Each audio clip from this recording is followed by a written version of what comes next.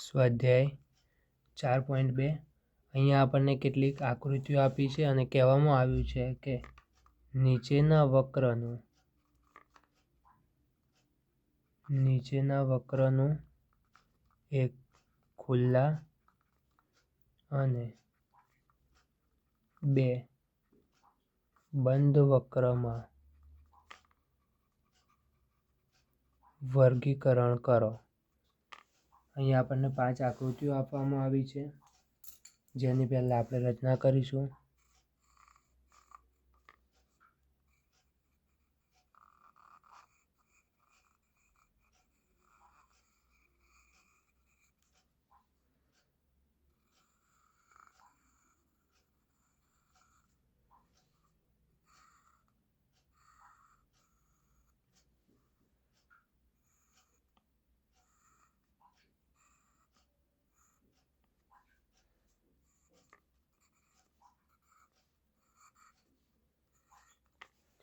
આ 5 આકૃતિઓ આપી છે, જેને આપણે ખુલ્લા અને બંધ વક્રમાં વર્ગીકરણ કરવાનું છે. તો ખુલ્લા અને બંધ વક્રમાં વર્ગીકરણ કરવા માટે આપણે જોવું પડે કે જેના છેડાઓ એકબીજા સાથે જોડાતા હોય તેવા વક્રને બંધ વક્ર કહેવાય.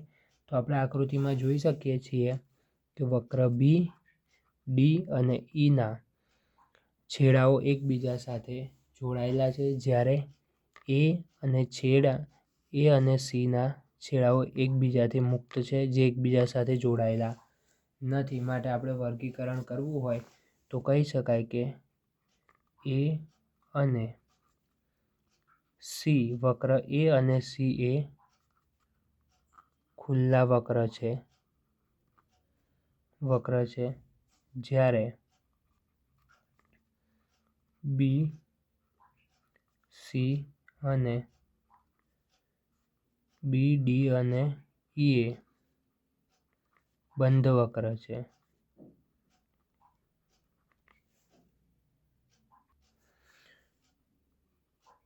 બીજી સંખ્યા છે નીચેની પરિસ્થિતિ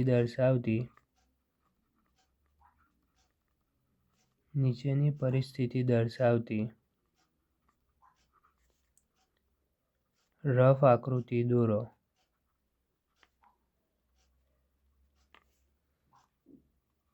એક છે ખુલ્લો વક્ર અને બીજું છે બંધ વક્ર.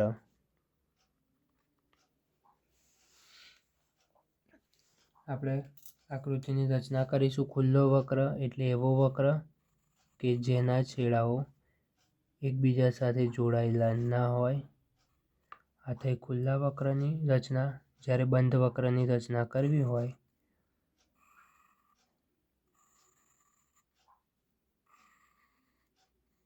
તો આ રીતે તમે કરી શકો છો. આગળ ત્રીજી સંખ્યા આપણને કીધું છે કોઈ પણ બહુકોણ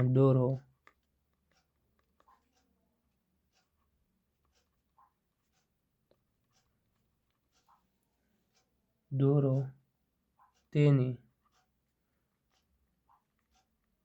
અંદરનો ભાગ છાયાંકિત કરો. સૌપ્રથમ આપણે એક બહુકોણની રચના કરીશું, ત્યારબાદ તેની અંદરના ભાગને છાયાંકિત કરીશું.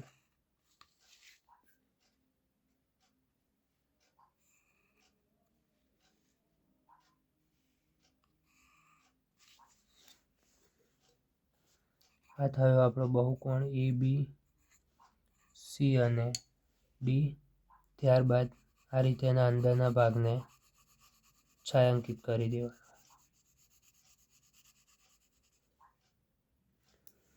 ચોથી સંખ્યા આપણને આપી છે અને કીધું છે કે નીચે આપેલી આકૃતિ પરથી જવાબ આપો.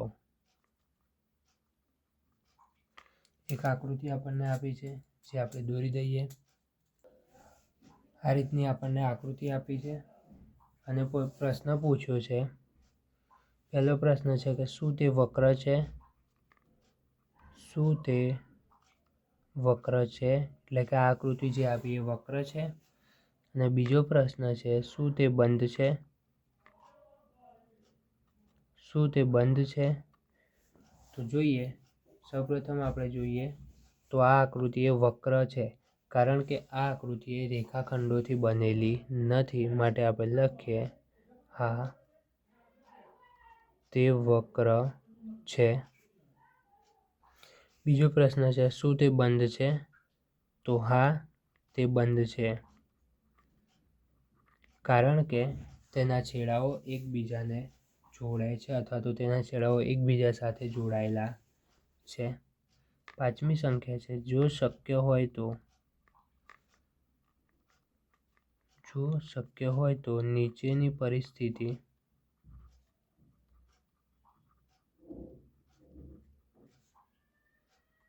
દર્શાવતી રફ આકૃતિ દોરો. રફ આકૃતિ દોરો. એમાં 3 શરતો આપણને આપી છે. બંધ વક્ર કે જે બહુકોણ ન હોય. બંધ વક્ર કે જે બહુકોણ ન હોય. બીજી શરત છે, ખુલ્લો વક્ર કે જે સંપૂર્ણપણે રેખાખંડોનો બનેલો હોય. ખુલ્લો વક્ર કે જે સંપૂર્ણપણે રેખાખંડોનો બનેલો હોય. ત્રીજી બાબત આપી છે, બે બાજુવાળો બહુકોણ. બે બાજુવાળો બહુકોણ. સૌપ્રથમ આપણે બંધ વક્રની આકૃતિ દોરીએ કે જે બહુકોણ ન હોય.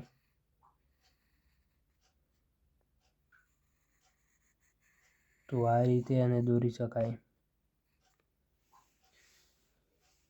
આ એ બંધ વક્ર છે પણ બહુકોણ નથી, કારણ કે એક બાજુ રેખાખંડ નથી પણ વક્ર છે, અને જો બહુકોણ હોય તો બહુકોણ એ રેખાખંડો વડે બનેલી બંધ આકૃતિ હોય. અહીંયા આપણે જોઈએ તો એક બાજુ વક્ર છે પણ દરેક બાજુ રેખાખંડ નથી. જો બહુકોણ હોય તો એ દરેક બાજુએ રેખાખંડથી બનેલી બંધ આકૃતિ હોય. જ્યારે બીજી આકૃતિ આપણને કીધું છે ખુલ્લો વક્ર કે જે સંપૂર્ણપણે રેખાખંડોનો બનેલો હોય. તો આપણે એને આ રીતે દોરી શકીએ. સંપૂર્ણપણે રેખાખંડોનો બનેલો હોય એ માટે માપપટ્ટીનો ઉપયોગ કરવાનો રહેશે. આ રીતે આપણે એને દોરી શકીએ છીએ. તો આ થયો આપણો ખુલ્લો વક્ર કે જે સંપૂર્ણપણે આપણે રેખાખંડોથી દોર્યો છે. આ વક્રની બે બાજુઓ એ બંને રેખાખંડથી બનેલી છે. એક બાજુ વક્ર છે અને ખુલ્લો એટલા માટે છે કારણ કે તેના આકૃતિના બંને છેડા એકબીજાને જોડતા નથી.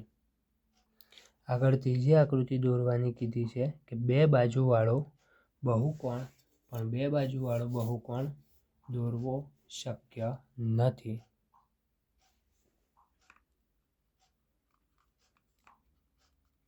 સ્વાધ્યાય 4.3 પહેલી સંખ્યા છે, આપેલ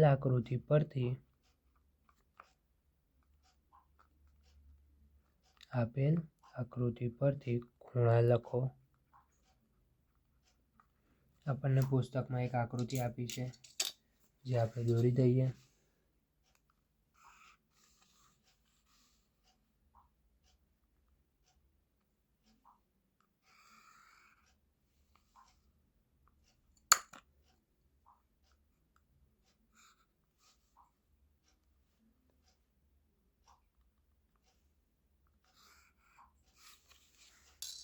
આકૃતિને નામ આપ્યું છે A, B, C અને D. આકૃતિ જોઈને આપણે ખૂણા લખવાના છે.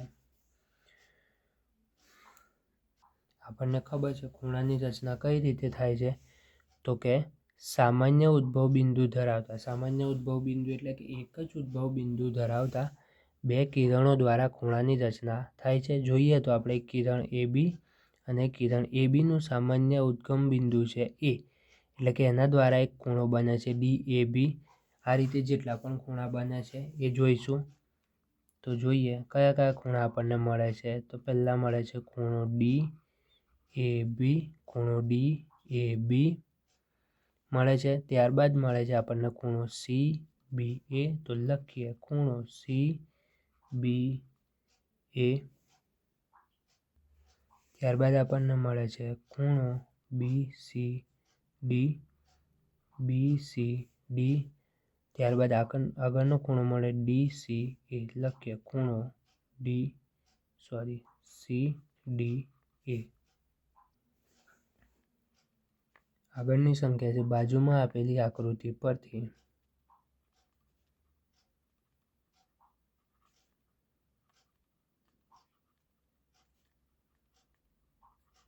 માંગેલ બિંદુઓ લખો.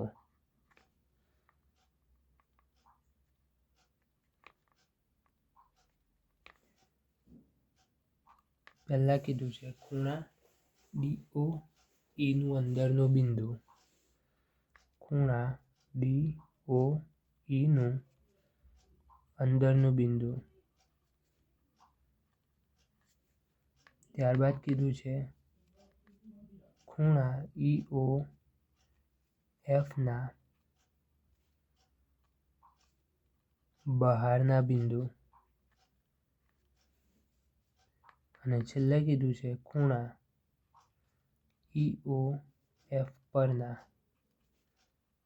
બિંદુઓ. સૌપ્રથમ આકૃતિની રચના કરી દઈએ. સૌપ્રથમ આપણને કીધું છે ખૂણા DOE નું અંદરનું બિંદુ. તો જોઈએ આપણે ખૂણો DOE. તો અહીંયા આપ્યો છે ખૂણો DOE. એના અંદરના ભાગે જોઈએ તો કયું બિંદુ આપ્યું છે આપણને? એ બિંદુ છે. અહીંયા B અને E બિંદુ છે પણ એ ખૂણા DOE ની ઉપર છે. જ્યારે આપણે ખૂણા DO અને Eની અંદરનું બિંદુ જોઈએ માટે એ. તો લખીએ બિંદુ A. બિંદુ AA ખૂણા DOE ના અંદરના ભાગે છે. બીજું કીધું છે આપણને ખૂણા EOF ના બહારના બિંદુઓ. આપણને કીધું છે EOF ના બહારના બિંદુઓ. તો ખૂણો છે EO અને F એની બહારના બિંદુઓ જોઈએ તો કયા કયા બિંદુ છે? એક છે બિંદુ D, બિંદુ A અને બિંદુ C. તો આપણે અહીંયા લખીએ ખૂણો EOF ના બહારના બિંદુ C, બિંદુ A અને બિંદુ D છે જે ખૂણા EOF ના બહારના ભાગે આવેલા છે. આગળ કીધું છે ખૂણા EOF પરના બિંદુઓ. એટલે કે એવા બિંદુઓ જે ખૂણા EO અને F ઉપર આવેલા છે. તો એવા કેટલા? 4 બિંદુઓ આપણને મળે છે. બિંદુ E, બિંદુ B, બિંદુ O અને બિંદુ F. તો માટે આપણે લખી શકીએ EOF પરના બિંદુઓ છે F, O, B અને E છે. આગળની સંખ્યા છે નીચેની પરિસ્થિતિ દર્શાવતી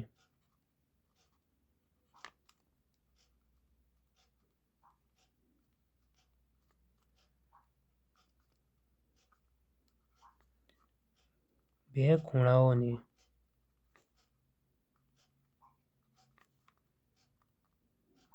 કાચી આકૃતિ દોરો.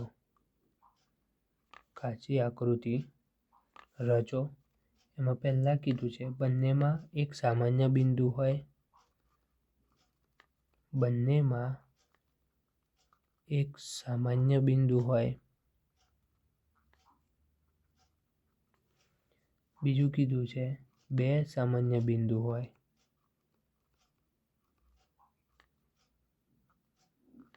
બે સામાન્ય બિંદુ હોય. ત્રીજું કીધું છે 3 સામાન્ય બિંદુ હોય.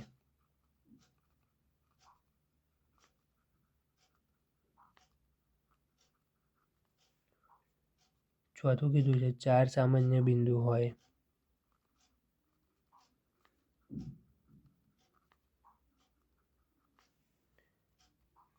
પાંચમું કીધું છે એક કિરણ સામાન્ય હોય.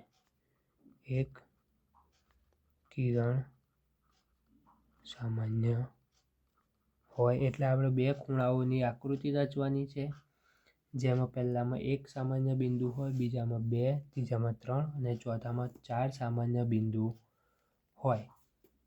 સૌપ્રથમ આપણે પહેલી આકૃતિ દોરીશું કે બંનેમાં સામાન્ય બિંદુ 1 હોય તો આપણે સૌપ્રથમ એક ખૂણો દોરીશું, ત્યારબાદ તેના 2 ભાગ કરીશું અને વચ્ચે એક બિંદુ દર્શાવી દઈશું.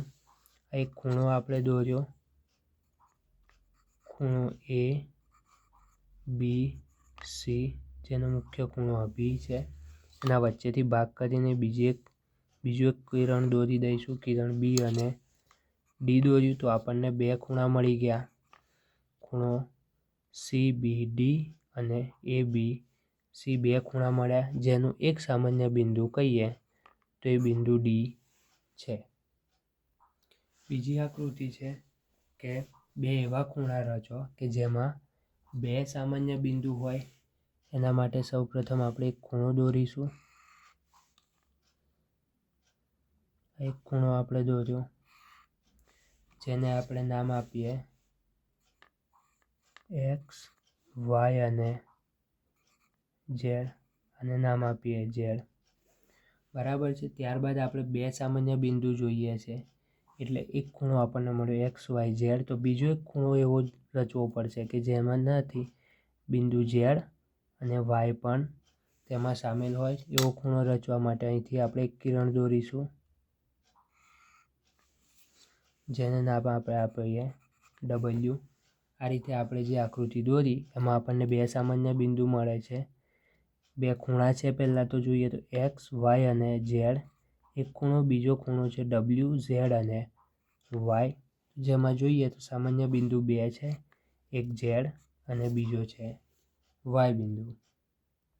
આગળ આપણને કીધું છે કે 3 સામાન્ય બિંદુ હોય તેવા 2 ખૂણાઓની કાચી આકૃતિ દોરો, પરંતુ જેના 3 બિંદુઓ સામાન્ય હોય તેવા 2 ખૂણા રચી શકાતા નથી. એવી જ રીતે જેના 4 બિંદુઓ સામાન્ય હોય તેવા પણ 2 ખૂણા રચી શકાતા નથી. માટે હવે આપણે આકૃતિ દોરીશું એવા 2 ખૂણાની કે જેમાં એક કિરણ સામાન્ય હોય. એના માટે સૌપ્રથમ આપણે કોઈ એક ખૂણાની રચના કરી દઈએ, ત્યારબાદ તેના ઉદ્ગમ બિંદુએથી બીજા એક કિરણની રચના કરીશું, જે કિરણ એ આ 2 ખૂણાઓમાં સામાન્ય ગણાશે. આ દોર્યો આપણે ખૂણો એક્સ વાય ઝેડ. અહીંયા આપણે કિરણ દોર્યું છે વાય ડબલ્યુ. આપણે જોઈએ આપણને અહીંયા 2 ખૂણા મળે છે, ડબલ્યુ વાય ઝેડ. બીજો ખૂણો મળે છે એક્સ વાય ડબલ્યુ. તેમાં જોઈએ તો આપણને સામાન્ય કિરણ છે વાય ડબલ્યુ, જે આપણી માગેલી 5મા નંબરની કાચી આકૃતિ છે. સ્વાધ્યાય 4.4 પહેલી સંખ્યા છે ત્રિકોણ એબીસીની રચના કરો. બિંદુ પીને તેના અંદરના ભાગમાં અને ક્યુને બહારના ભાગમાં દર્શાવો. બહારના ભાગમાં અને પૂછ્યું છે કે શું બિંદુ એ અંદરના કે બહારના ભાગમાં છે તે જણાવો. સૌપ્રથમ આપણે એક ત્રિકોણની રચના કરીશું, જેને નામ આપીશું ત્રિકોણ એબીસી.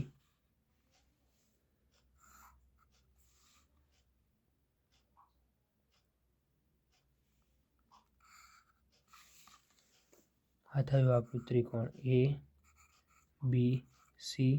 પછી કીધું છે કે બિંદુ પીને અંદરના ભાગમાં દર્શાવો. અંદરના ભાગમાં એક બિંદુ દર્શાવ્યું જેને પી નામ આપ્યું. બહારના ભાગમાં એક બિંદુ દર્શાવ્યું જેને ક્યુ નામ આપ્યું. હવે આપણને કીધું છે કે આપણે ત્રિકોણ દોર્યો એ બી સી. અંદરના ભાગમાં પી બિંદુ છે, ક્યુ બિંદુ બહારના ભાગમાં છે, અને છેલ્લા પ્રશ્ન પૂછ્યો છે કે એ બિંદુ અંદરના ભાગમાં છે કે બહારના ભાગમાં છે. તો આપણે જોઈએ બિંદુ એ બી અને સી દ્વારા ત્રિકોણની રચના થયેલી છે. માટે આપણે એવું કહી શકીએ કે બિંદુ એ ત્રિકોણ પર આવેલું છે, એ અંદરના કે બહારના ભાગમાં નથી. બિંદુ એ ત્રિકોણ એબીસીની ઉપરનું બિંદુ છે. એવી જ રીતે બિંદુ બી અને સી એ પણ ત્રિકોણ એબીસીની ઉપરના બિંદુઓ છે.